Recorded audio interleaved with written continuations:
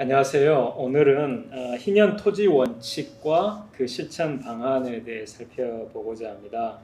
한국 교회에서 다수의 그리스도인들은 희년법을 잘 모르고 사실상 무시하면서 폐기하고 있습니다. 그리고 희년법을 존중하는 소수의 그리스도인들마저도 그 희년법을 개인이나 교회 차원에만 국한시켜 적용할 뿐 사회에는 적용하지 않고 있습니다. 희년법을 대하는 옳은 태도는 희년법을 폐기하지 않고 존중하면서 희년법을 개인이나 교회는 물론이고 우리 사회에도 적용하는 것입니다. 다만 현재 한국 상황이 구약시대 이스라엘의 상황과는 다르기 때문에 희년법을 현재 한국에 문자 그대로 관철하려고 하지 말고 그 대신 희년법에서 원칙들을 도출해서 그 희년 원칙들을 현재 한국의 상황에 맞게 최대한 적용하는 것이 중요합니다. 그러니까 희년법을 폐기하거나 무시하지 않고 희년법을 또 문자 그대로 관철하려고 하지 말고 희년법에서 원칙들을 추출해서 그 희년 원칙을 구약 이스라엘과는 다른 현대의 한국 상황에 맞게 최대한 창조적으로 적용해야 한다는 것입니다. 희년 원칙은 희년의 다양한 분야에 따라서 여러 개의 원칙들이 있습니다. 곧 희년 원칙은 희년 경제 원칙 안에 토지, 주택, 대부, 노동 네 가지가 있고 그리고 이제 그 다음에 희년 생태 원칙, 희년 사회 원칙, 희년 정치 원칙, 희년 평화 원칙 이렇게 크게 구분이 됩니다. 그래서 이제 희년 경제가 있고 그 안에 토지, 주택, 대부, 노동이 있고 그리고 그 위에 희년 생태, 희년 사회, 희년 정치, 희년 평화가 있다는 것입니다.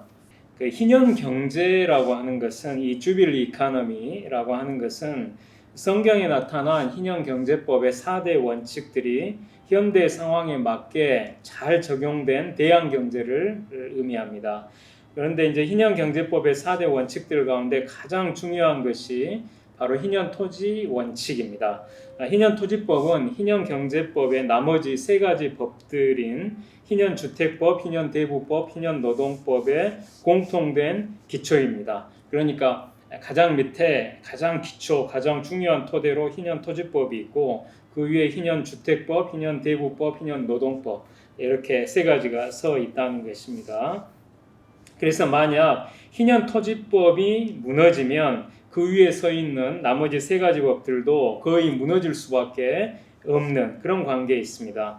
물론 이제 토지 문제만 해결한다고 해서 모든 사회 문제가 저절로 완전히 해결되는 것은 아닙니다. 토지 문제를 해결하면 모든 사회 문제가 아니라 대부분의 사회 문제를 해결할 수 있는 것이고 완전히가 아니라 상당히 해결할 수 있다는 것입니다. 그러니까 토지 문제는 사회 문제의 기초이고 희년 토지법은 희년 경제법의 토대입니다. 이것이 역사의 현실이고 성경의 관점입니다. 그러면 이제 희년 토지법의 원칙은 무엇인가 할 때 한마디로 토지 평등권 원칙이라고 정리할 수 있습니다. 태초에 하나님이 토지를 창조하셨습니다. 그래서 토지는 하나님의 것입니다. 하나님의 토지 소유권, 이것이 바로 희년 토지법의 대원칙입니다. 하나님만이 유일한 지주이십니다. 그리고 사람은 하나님께 토지를 빌려 사는 나그네일 뿐입니다. 곧 나그네인 사람에게 허락된 것은 토지 소유권이 아니라 토지 사용권입니다. 또한 하나님은 모든 사람을 하나님의 형상으로 창조하셨습니다. 그리고 이 진리는 인간의 타락 후에도 여전히 진리입니다. 그런데 이 진리에는 모든 사람이 왕처럼 존귀하게 평등한 존재로 창조되었다는 뜻이 담겨 있습니다. 그리고 하나님은 토지에 노동을 투입하여 부를 생산하라. 그러니까 이게 창조 명령에 담긴 땅을 정복하라 라는 그 명령을 그 깊고 넓은 의미들 가운데 포함된 경제학적 의미를 이제 표현하면 토지에 노동을 투입하여 부를 생산하라 이런 이 복된 명령을 하나님의 형상인 모든 사람에게 평등하게 주셨습니다. 곧 하나님은 모든 사람에게 토지에 대한 평등한 권리를 주신 것입니다. 그러므로 토지 평등권은 모든 사람의 천부 인권입니다. 그리고 하나님은 출애굽 이스라엘에게 약속의 땅을 주시면서 토지를 평등하게 분배해 주시고 그 토지 평등 분배 상태를 50년마다 한 번씩 회복할 수 있도록 희년토지법을 주셨습니다.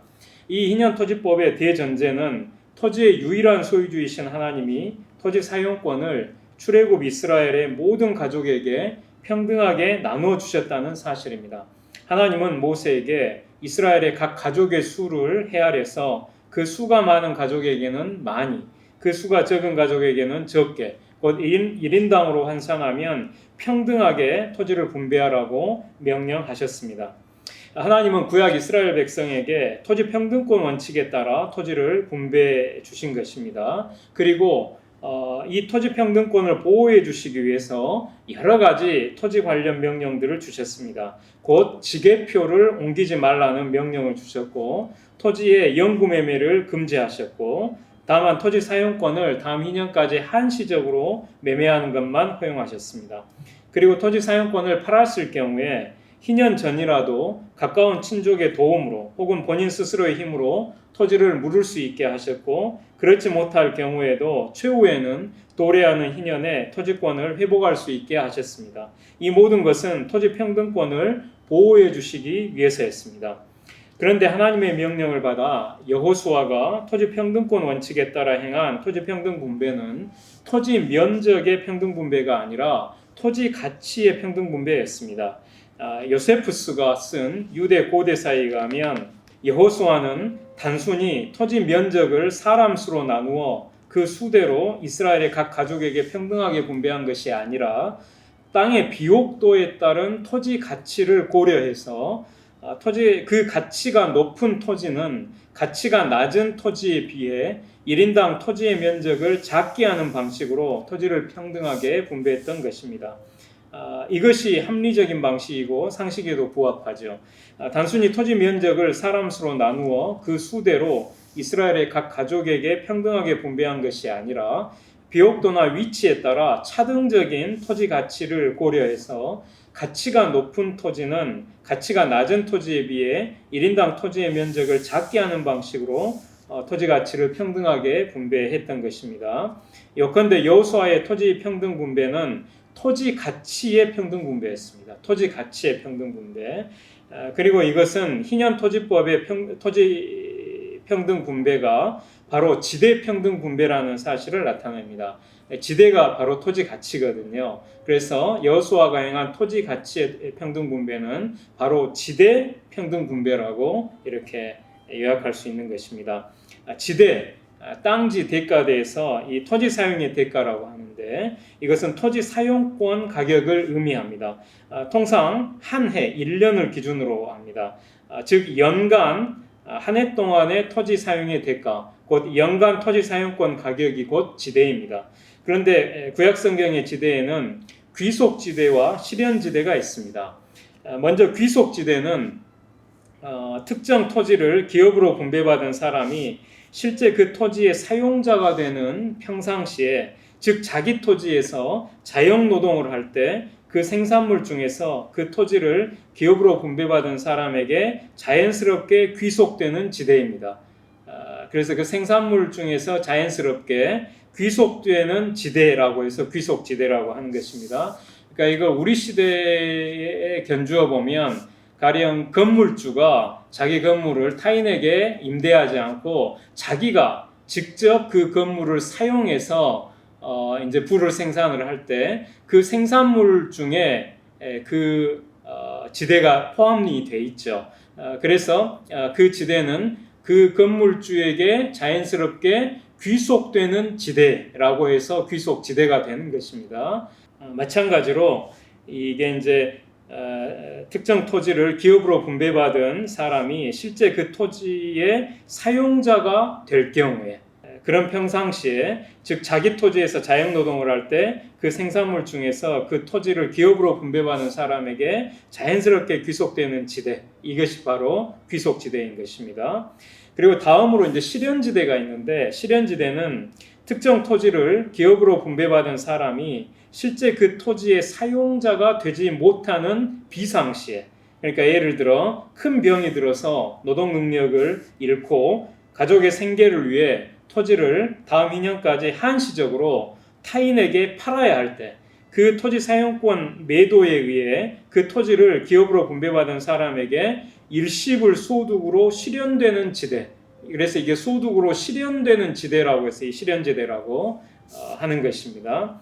이것은 이제 우리 시대에 이제 예를 들면 이제 건물주가 자기가 이제 직접 그 건물을 사용하는 게 아니라 타인에게 임대를 해가지고 그 임대한 사람에게 임대료를 받을 때 그 임대료 안에 이제 지대가 포함이 되어 있죠. 그렇게 해서 그 건물주의 소득으로 실현되는 지대를 이걸 이제 실현지대라고 합니다.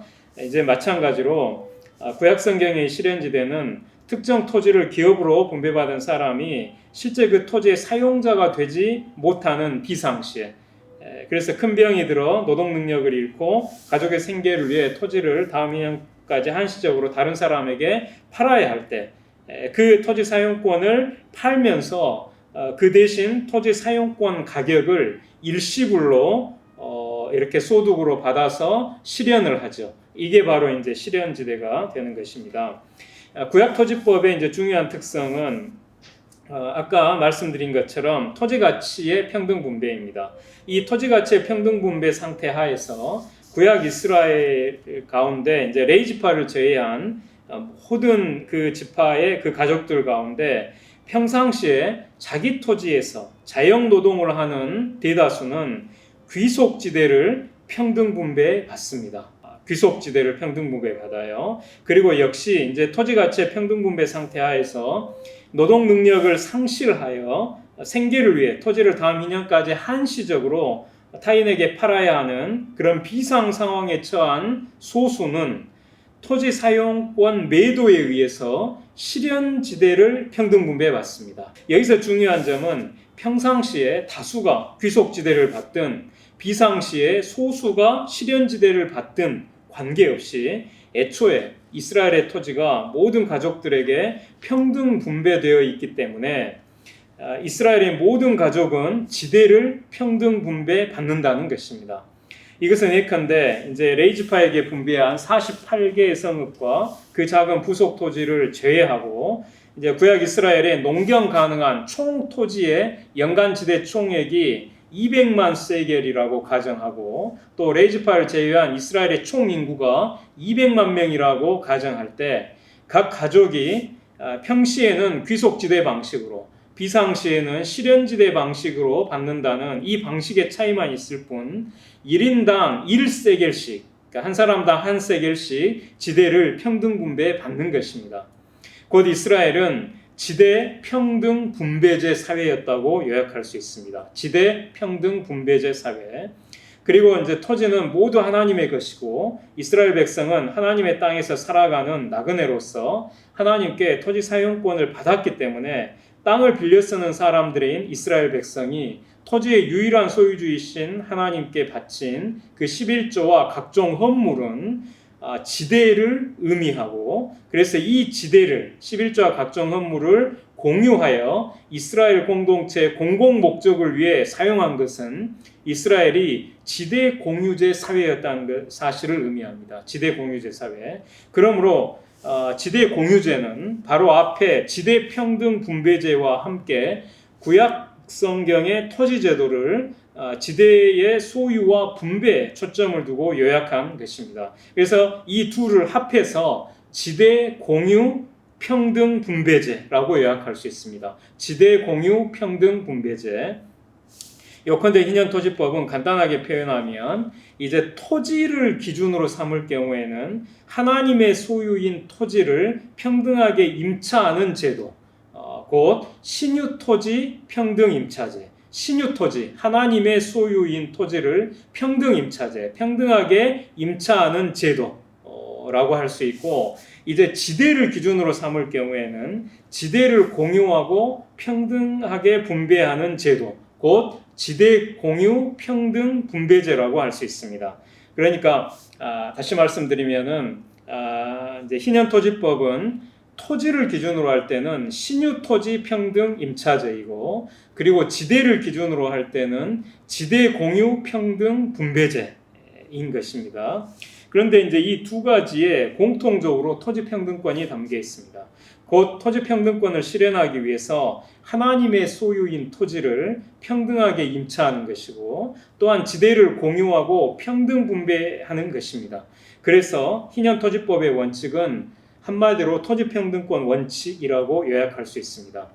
그럼 이제 그리스도인과 교회가 이 희년토지법에 담긴 토지평등권 원칙을 우리 시대에 실천하는 방안은 무엇일지 이제 말씀드리겠습니다. 첫째, 그리스도인과 교회가 토지평등권 원칙이 현대적으로 적용되어 제도화되는 데 관심을 갖고 동참해야 합니다.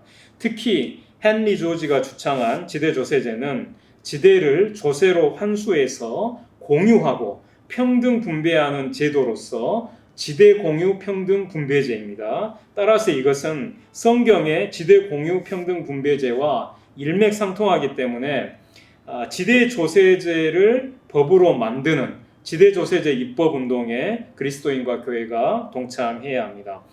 헨리 조지와 지대 조세제에 대해서는 나중에 아주 상세히 다룰 예정입니다. 그리고 헌법에 토지평등권이 명시되는 토지평등권 개헌 운동에 그리스도인과 교회가 동참해야 합니다. 둘째, 그리스도인과 교회가 현재 자신들이 사용하지도 않으면서 소유하고 있는 토지와 건물을 가난한 사람들에게 환원해야 합니다. 맨발의 전도자로 알려진 최춘선 목사님은 대지주였지만 그는 성경의 가르침대로 자신이 사용할 땅 3,000평만 남기고 나머지는 모두 월남한 피난민들, 그러니까 북한에서 내려온 당시의 월남 피난민들과 빈민들에게 나누어 주었는데, 나누어준 땅이 서너 동네를 이룰 만큼 엄청났습니다. 그리스도인과 교회가 최춘선 목사님의 이 실천을 본받아서 실제 자신들이 사용하지도 않으면서 소유하고 있는 토지와 건물을 팔아서 그 돈을 가난한 사람들에게 기부하는 일을 힘써야 합니다. 특히 통일을 앞두고 심각한 갈등을 초래할 수 있는 월남한 지주의 이북 토지 문제에 대해서 월남한 지주의 자손인 그리스도인들이 앞장서서 이북 토지 포기 운동을 선도해야 합니다. 셋째, 그리스도인과 교회가 소유하고 있는 토지의 임대료와 가격 상승분을 가난한 사람들에게 환원해야 합니다. 300년간 부를 지킨 경주 최부잣집의 선조 중에 대지주였던 최국선 옹이 있는데, 이 최국선 옹은 사방 백리 안에 굶어 죽는 사람이 없게 하라는 가훈을 후손에게 남겼습니다. 그래서 이제 보릿고개 때에는 한 달에 100석의 쌀을 나누어서 약 10,000명 정도의 사람을 구제했습니다. 또한 당시 수확량의 보통 50%였던 지대를 소작료를 흉년에는 30%로 낮추어 주었고, 그것도 감당하기 어려운 소작 농민들에게는 다시 더 감면해 주었습니다. 이런 최국선옹의 실천을 본받아서 그리스도인과 교회가 해당 지역사회의 결식아동과 무이탁 노인을 책임지기 위해 노력해야 하고, 또 부동산을 소유한 채 임대하고 있는 그리스도인과 교회는 서민들의 경제 상황이 어려울 때, 지금과 같은 코로나 상황처럼 서민들의 경제 상황이 어려울 때는 부동산을 빌려 쓰는 가난한 세입자들을 위해서 자발적으로 자기 부동산의 임대료를 감면해야 합니다. 그리스도인과 교회가 가진 주택이나 예배당 같은 그런 부동산의 토지 가격이 상승한 경우에는 그 가격 상승분을 또한 가난한 사람들에게 환원해야 합니다. 오늘은 여기까지 하겠습니다. 감사합니다.